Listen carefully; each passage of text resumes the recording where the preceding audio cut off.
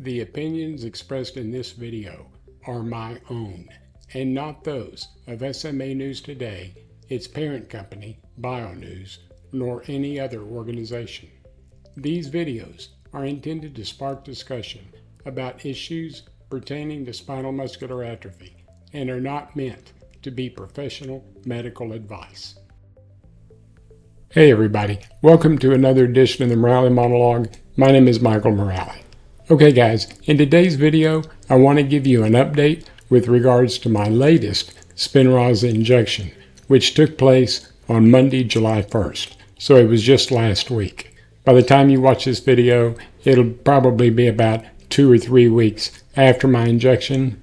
But I wanted to tell you about something that did happen that was a little bit different than my other injections. On Monday, July 1st, I went to UT Southwestern Medical Center.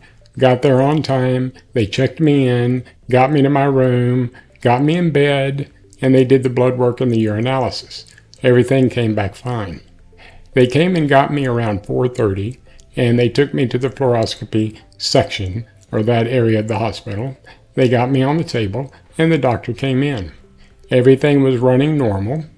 The doctor prepped me, washed my back to sterilize it, and then he gave me my lidocaine injection, which is the numbing agent. Now, most of you go through the exact same thing that I do. So after the lidocaine, he put the spinal needle in. But when he put the spinal needle in, I felt this very sharp twinge. It wasn't really painful, but I did feel it. And the doctor said, "Did you feel that?" And I said, "Yes." He said, well, he wondered if he didn't give me enough lidocaine, which I thought as well, but he gave me the normal amount.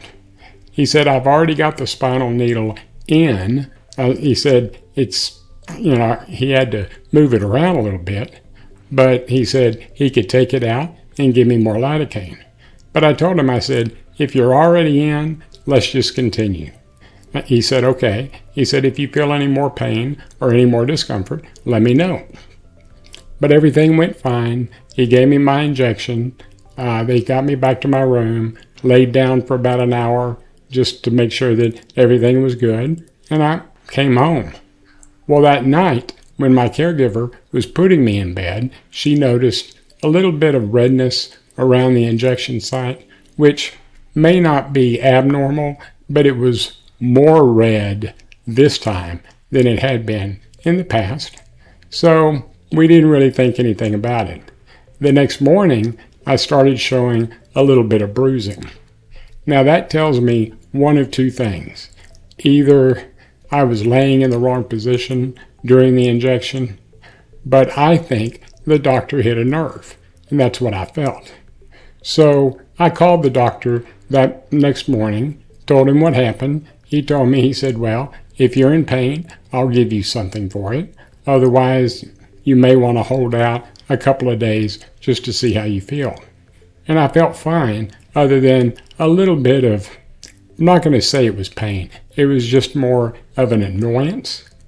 But after a couple of days, it went away and I was fine. So if this happens to you, make sure that you call your doctor.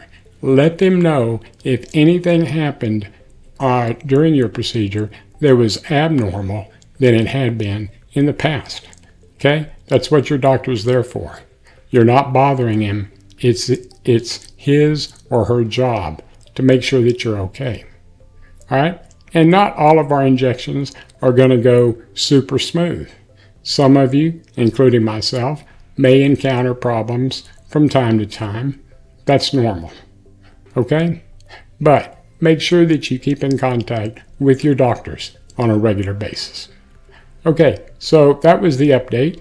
I hope you enjoyed this episode of the Morale Monologue. If you did, please give me a thumbs up, and please subscribe to the SMA News Today YouTube channel.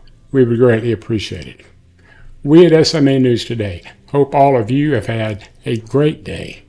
Do me a favor, this upcoming week, do something for yourself that's going to make you a better person. Until next time, take care of yourself, and I'll talk to you in a couple of weeks. Bye-bye.